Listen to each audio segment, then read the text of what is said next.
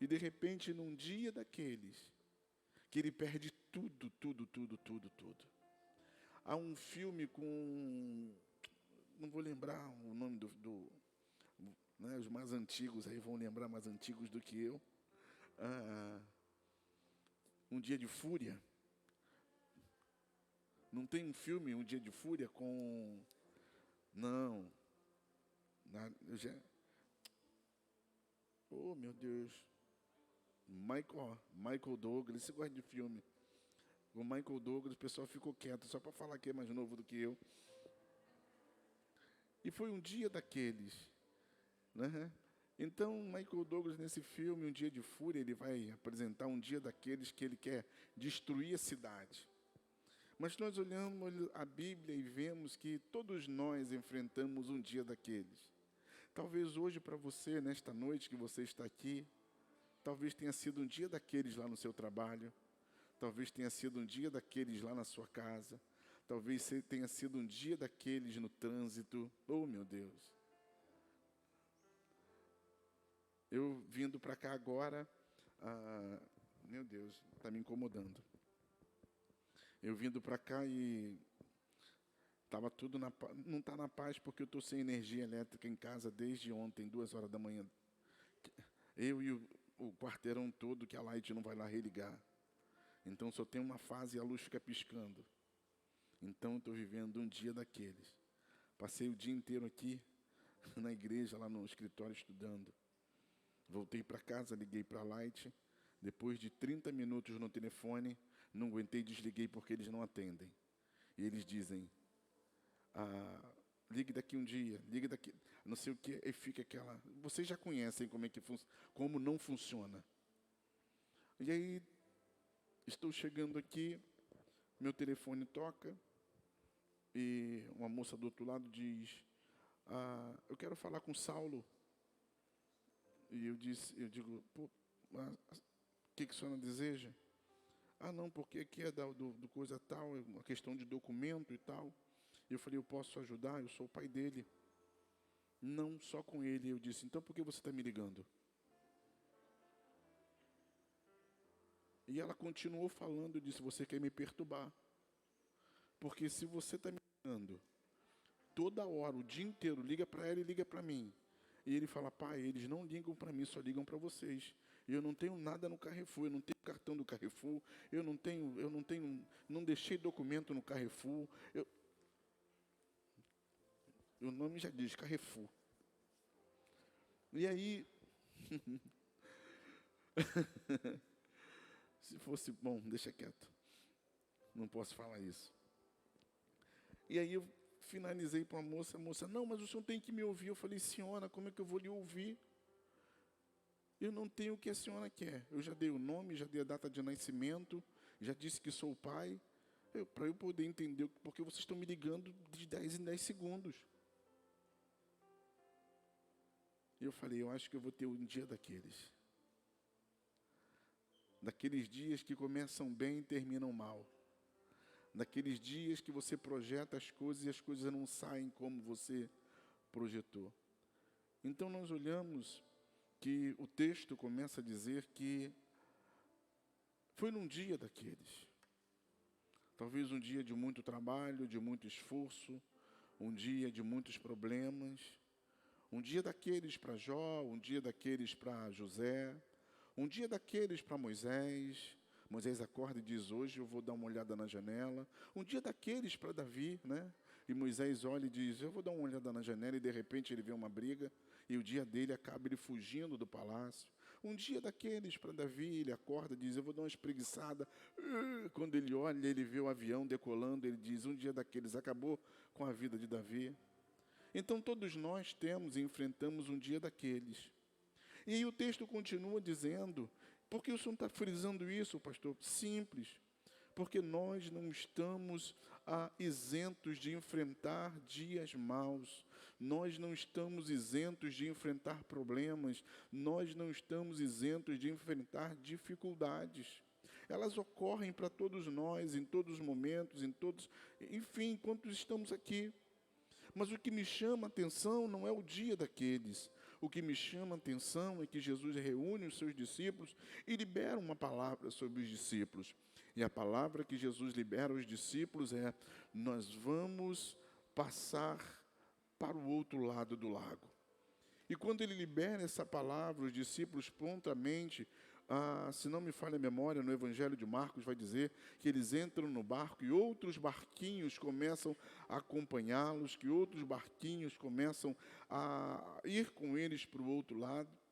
E quando eles chegam no meio do lago, eles entendem que algo está acontecendo, que uma situação adversa acontece.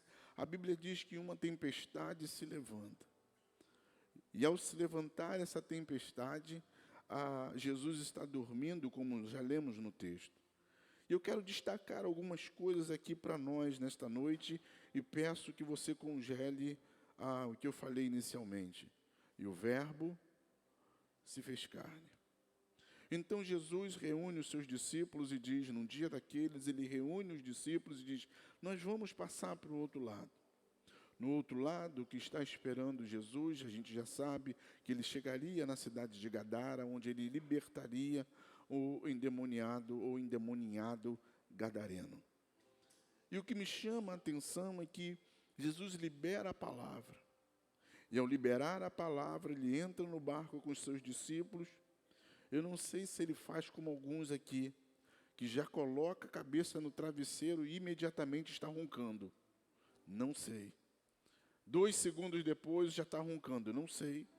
Mas o que chama a atenção é que ele entra no barco e atravessa. E no meio do lago algo acontece. Se nós olharmos um outro texto, quando Jesus está orando no monte, nós vamos ver que ele também diz para os discípulos irem para o outro lado. Ele fica orando no monte, a Bíblia diz que no meio do lago, uma tempestade se levanta e eles têm medo, dizem que é um fantasma, quando Jesus vem. Aqui eu quero fazer uma observação. Sem Jesus, você pode só ir até a metade. Você nunca consegue chegar ao final. Sem Jesus, você pode até caminhar um pouco, mas você não chega no final. Eles saem sem Jesus, eles vão até a metade, mas não conseguem avançar mais. Isso nos mostra que nós precisamos de Jesus na nossa vida. Voltando ao texto, então, de Lucas, eu estou conversando com você nesta noite, né? Não estou pregando, né? Aquela pregação que eu gosto de pular, rodar, né? Mas é um pensamento para nós despertarmos e pensarmos sobre isso, ativarmos a nossa fé. Então, nesse contexto, Jesus está no barco e chega no meio do lago. A Bíblia diz que o vento se levanta. Uma tempestade de vento como a que deu ontem. Todos os lugares do Rio de Janeiro, até em São Paulo esse vento fez a sua festa. Lá em casa jogou planta no chão, em outros lugares arrancou telha, foi um vendaval, um negócio assustador. Mas só que esse vento que começa de forma, vamos colocar assim, pequena, tímida, ele vai ganhando proporção. E quando ele atinge o alvo, ele está numa proporção tão grande que eles têm medo.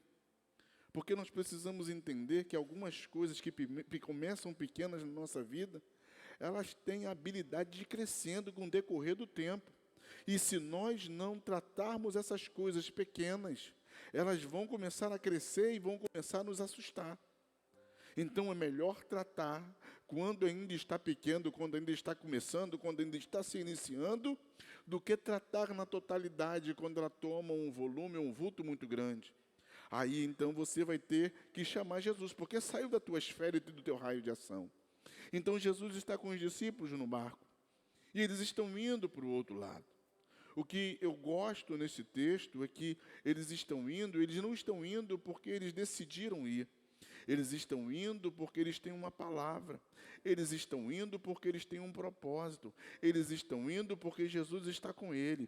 Eles estão indo e não estão indo a nado. Eles estão indo de barco. E o barco está levando toda aquela equipe ministerial para o outro lado.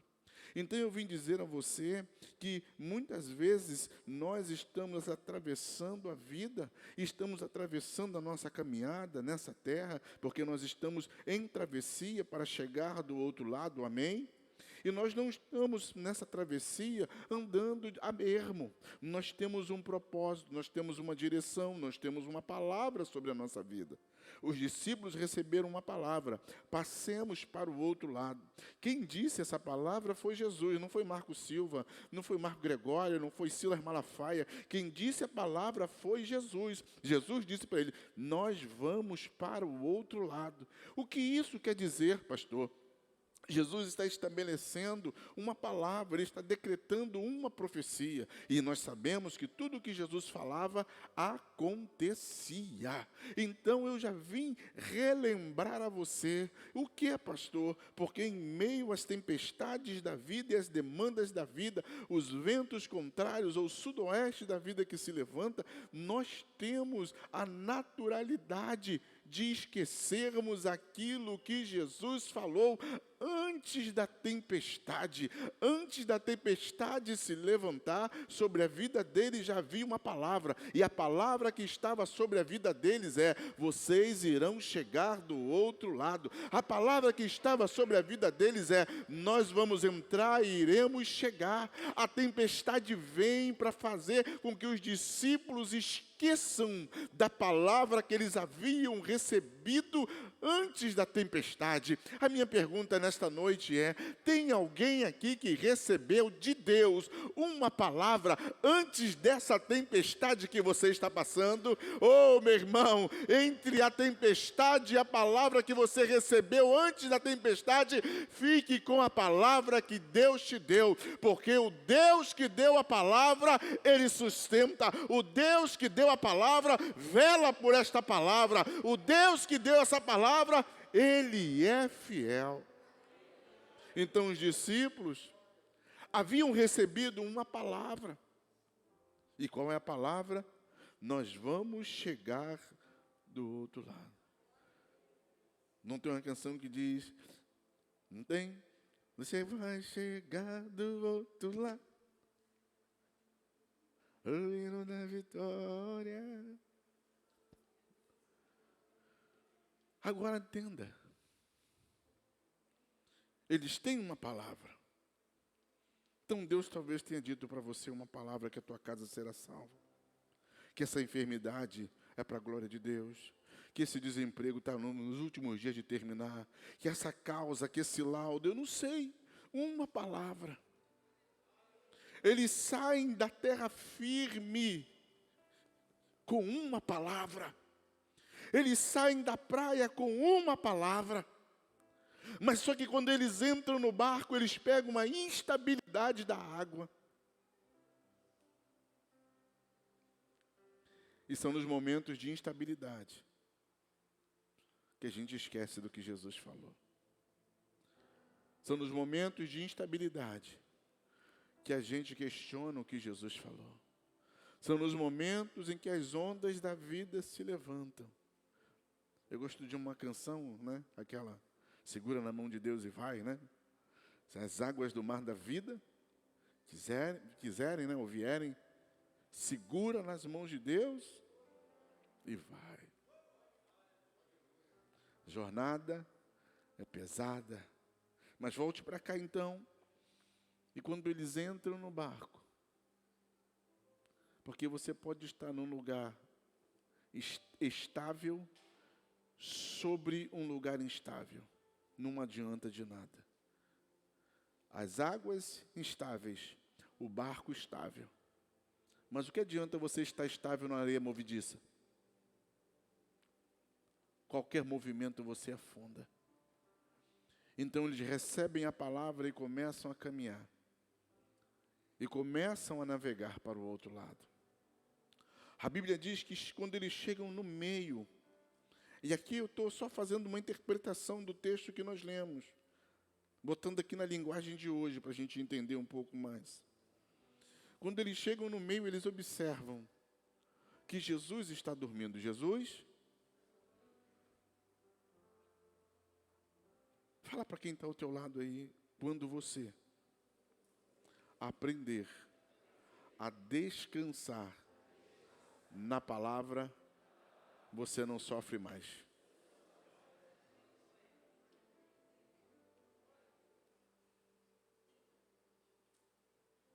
Você entendeu? Entendeu, Helena? Porque o Jesus que deu a palavra foi dormir. E os discípulos que receberam a palavra ficaram acordados, desesperados. Jesus está lá tranquilão, ele falou, eu vou dormir, eu já tenho a palavra. Eu vim dizer a alguém aqui nessa noite, é como Josafá, se desesperou, ora, jejua, e Deus disse, Josafá, nessa guerra não tereis que pelejar, parai e vede o livramento do Senhor. Crônicas 20, verso 17. Deus entra na situação e muda tudo. Então, a palavra nessa noite, ela é simples, mas ela é poderosa. A gente está desesperado que o barco vai afundar. A gente está desesperado que Jesus está dormindo. Mas ele já te deu uma palavra. Quando Jesus questiona lá no final os discípulos, ele está questionando, dizendo, por que vocês não têm fé? Ele não está mandando os discípulos repreenderem o vento, não. Ele está dizendo, vocês não têm fé, porque Romanos vai dizer 10, 17, a fé vem, e vem pelo ouvir, não é isso? Ouvir a palavra de Deus. Eles ouviram a palavra, mas não creram naquilo que eles ouviram. Não adianta alguém pregar, não adianta alguém você vir sábado, domingo, segunda, terça, e ouvir uma palavra e não crer nessa palavra.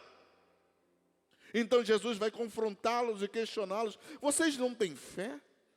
E você pode perguntar, por quê? Porque eles não creram na palavra que haviam recebido.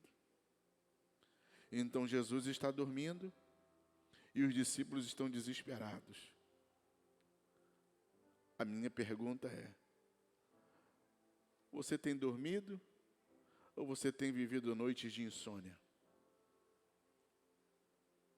Se você está vivendo insônia, se você não consegue dormir, eu vim dizer a você nessa noite, é porque você não se apropriou da palavra que você recebeu.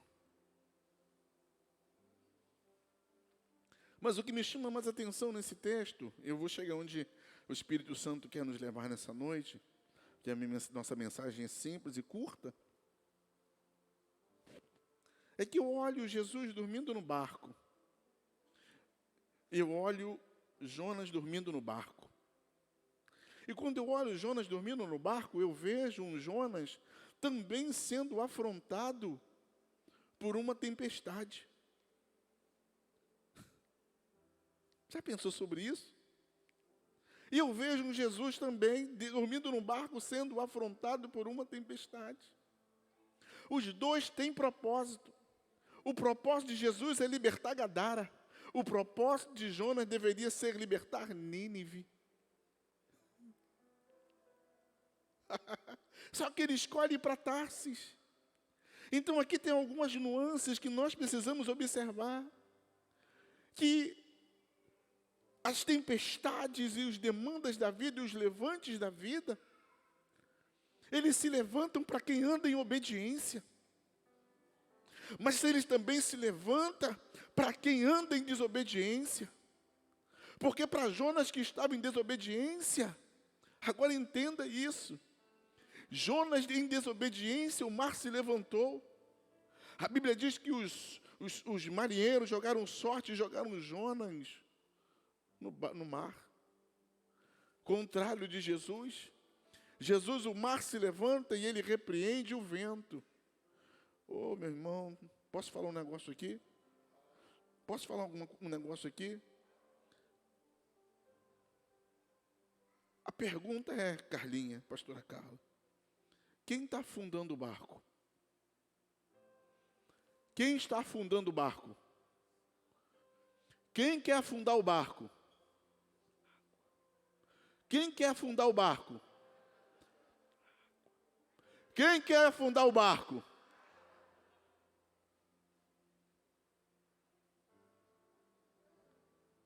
A água que quer afundar o barco. Mas a Bíblia diz que um vento se levantou. Às vezes nós estamos lutando guerreando, achando que a situação é uma coisa, quando na verdade o problema é outro. O vento levanta-se e a água tenta afundar o barco. Quem é o problema, a água ou o vento? O vento. Porque sem vento a água não entra no barco. Então muitas vezes a gente quer repreender a água, mas o problema é o vento. A gente está lutando uma luta e não entende qual é o que está por trás daquilo. A gente está lutando uma situação, guerreando numa situação que a gente não entende. Então eu volto e digo que os dois, Jesus está dormindo, Jonas está dormindo. Um dorme o sono da desobediência, Jonas, e o outro dorme o sono da obediência. Eu vim dizer a você, meu irmão, minha irmã, nesta noite, olhando esse texto de Lucas, capítulo de número 8, por que o vento se levanta? Por que as águas se agitam? Oh, aleluia! Tem alguém aqui passando dias de vento forte, de águas turbulentas? Não, só quem está passando. Eu estou pregando para alguém aqui nessa noite que está passando dias de vento forte, que está passando dia que as águas se levantam, ondas de 3, 4, 5 metros, tentando afundar o teu barco. Eu vim te dizer uma coisa: Jesus está neste barco e a onda tenta afundá-lo por um motivo, Reginho. Ele está no propósito certo, ele está na direção certa, ele está fazendo a coisa certa. Por vezes as questões da vida se levantam para tentar afundar-nos, para tentar sucumbir-nos. Por quê, pastor? Porque estamos próximos, estamos na direção, estamos na obediência, estamos no chamado, estamos desenvolvendo e fazendo aquilo que Deus chamou, e aí o vento quer nos parar.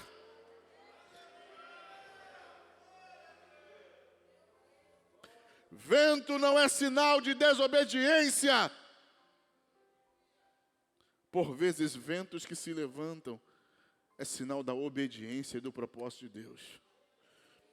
E a gente não entende e fala: não, será que tem alguma coisa errada na minha vida? Não.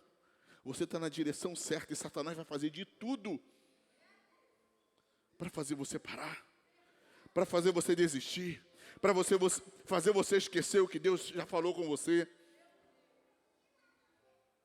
Eu quero terminar. Já estou terminando, estou dentro do tempo, do cronômetro. 40 minutos. Nem parece, né? Diga comigo: Jesus é a palavra. Aqui eu coloquei três situações.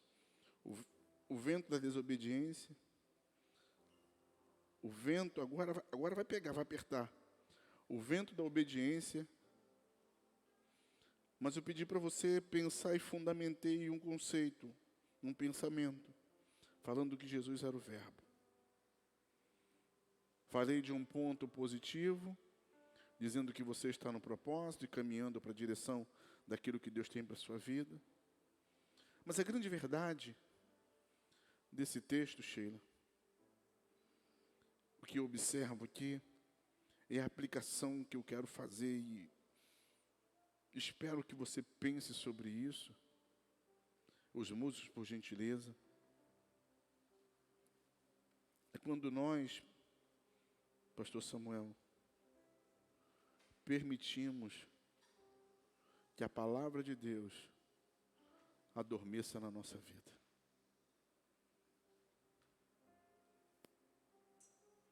Por isso eu disse e fundamentei lá no início, dizendo que Jesus é a palavra. Estava num propósito inquestionável, mas você observa o texto e perceba, Leandro e Leandro, quando Jesus dorme, quando a palavra adormece dentro do barco, é a oportunidade que o inimigo tem de se levantar contra a nossa vida. Algumas questões que estamos enfrentando é resultado da palavra adormecida na nossa vida. Nós permitimos que a palavra de Deus adormecesse E aí Satanás se apodera dessa situação, deste momento, para tentar afundar a nossa vida. Eles têm uma palavra, e isso é fantástico. Mas Jesus dorme, a palavra dorme.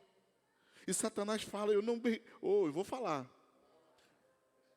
A Bíblia vai dizer em Efésios capítulo 5, verso 14, desperta tu que dormes, porque Cristo te esclarecerá. Satanás não respeita crente que tem palavra adormecida dentro de si. Então, quando ele percebe que a palavra está dormindo, e ele sabe que a palavra que o verbo é Cristo, mas a si mesmo ele se levanta contra os discípulos. E aqui eu termino esse pensamento nesta noite. Quando os discípulos veem que não dá para resolver aquela questão, o que eles fazem? O que eles fazem? Eles acordam quem? Nós falaríamos Jesus. Sim ou não? Mas eu fundamentei o início da mensagem dizendo que Jesus é a palavra. Aí eles vão, quando não dá mais para eles resolverem que a palavra está dormindo, o que eles fazem? Não dá mais para eu resolver. Eu volto para a palavra. E quando eu volto para a palavra e desperto a palavra na minha vida, a palavra tem o poder de repreender a tempestade. O que nós precisamos neste tempo é despertar a palavra.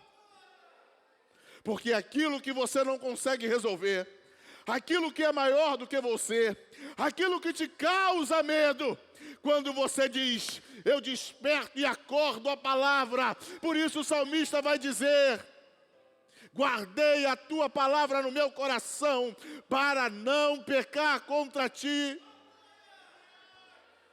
É um tempo da igreja acordar a palavra. Não que a palavra esteja dormindo, mas nós estamos olhando, a nossa percepção, a forma que olhamos, que uma vez fechada ela dorme, mas uma vez aberta ela fala. E eles recorrem e dizem, não te importa que perecemos? E Jesus acorda e olha e diz, pode deixar comigo, eu sou a palavra. Oh, aleluia! Fala para quem está ao seu lado, é tempo de você acordar a palavra na sua vida, é tempo de você despertar a palavra na sua vida, é tempo de você despertar a palavra na tua casa, é tempo de você despertar a palavra no teu trabalho, é tempo de você despertar a palavra.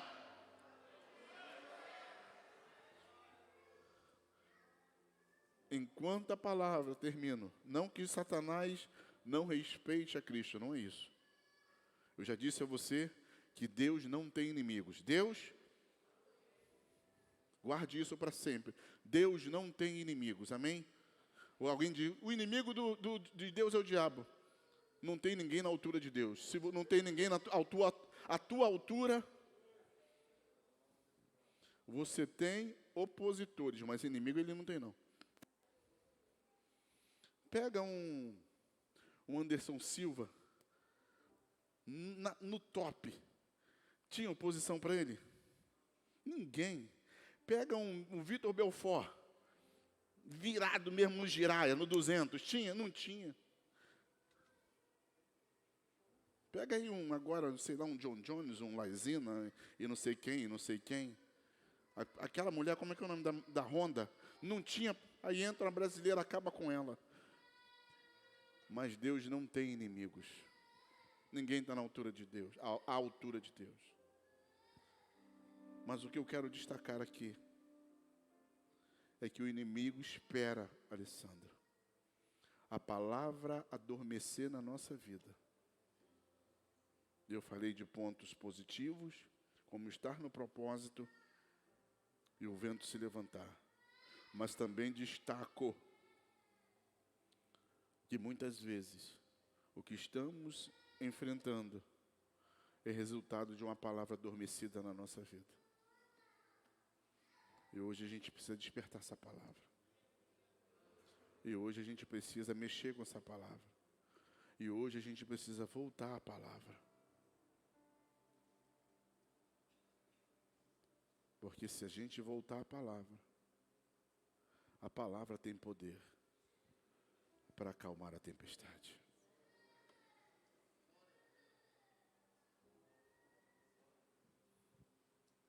Gente, é só uma aplicação do texto. Eles acordam Jesus, Jesus olha e diz, cala. Tem alguma coisa maior e mais forte do que a palavra de Deus? O salmista vai dizer no Salmo 77, se não me falha a memória, ou 78, ouve-se a voz do Senhor, ouve-se a voz sobre as águas. Né? Já cantamos muito isso, né? Troveja o Deus da glória, troveja o Deus da glória. A voz do Senhor é poderosa, sim, a voz do Senhor quebra os cedros, sim, a voz do Senhor despedaça os cedros do Líbano, despede chamas de fogo, a sua voz é poderosa, sim, o Senhor troveja, não é isso? A voz do Senhor. Quem é mais poderoso e tem mais poder do que a voz do Senhor? Passa céu, passa terra, mas a minha palavra não passará. Eles despertam Jesus. E Jesus, que é a palavra, diz, você não tem mais autoridade do que eu. Eu vim dizer a você, desperta a palavra, e a palavra acalma essa situação, essa tempestade. É isso que eu quero compartilhar com você. Esse é o pensamento que Deus nos deu para essa noite. Amém? Às vezes nós oramos, isso é bom. Jejuamos, é bom. Mas a gente precisa entender que o que criou tudo foi a palavra. O que organizou o caos foi a palavra. O que trouxe luz foi a palavra. O que trouxe vida foi a palavra. Começa a colocar a palavra de Deus nessa situação. Comece a colocar a palavra de Deus neste problema. Coloque. Sabe o que os judeus fazem? Não. Os judeus têm uma coisa, nós já fizemos esses atos proféticos todos aqui. Os judeus têm um negócio chamado mezuzá. Como é o nome? Mezuzá. Mezuzá é um negócio que eles botam no seu tamanho. Aqui nós fizemos pequenininho. A mezuzá é um tubo com todas as letras ou com alguns alfabetos, o alfabeto hebraico, e por dentro os judeus eles colocam eles colocam as ordenanças de Deuteronômio 28, de 1 a 14, bendito será na casa, bendito será no campo, e eles colocam aquilo dentro da mezuzá e vão no umbral da porta da casa e pregam aquilo. Eles estabelecem na casa deles a palavra de Deus, eles estabelecem uma palavra, porque Deus disse que se eles obedecessem, eles seriam prósperos. Se eles obedecessem, eles iriam avançar. Então eles pegam a palavra e colocam a palavra naquele ambiente. O que eu vim te dizer nesta noite é: coloque a palavra de Deus nesta situação. Amém.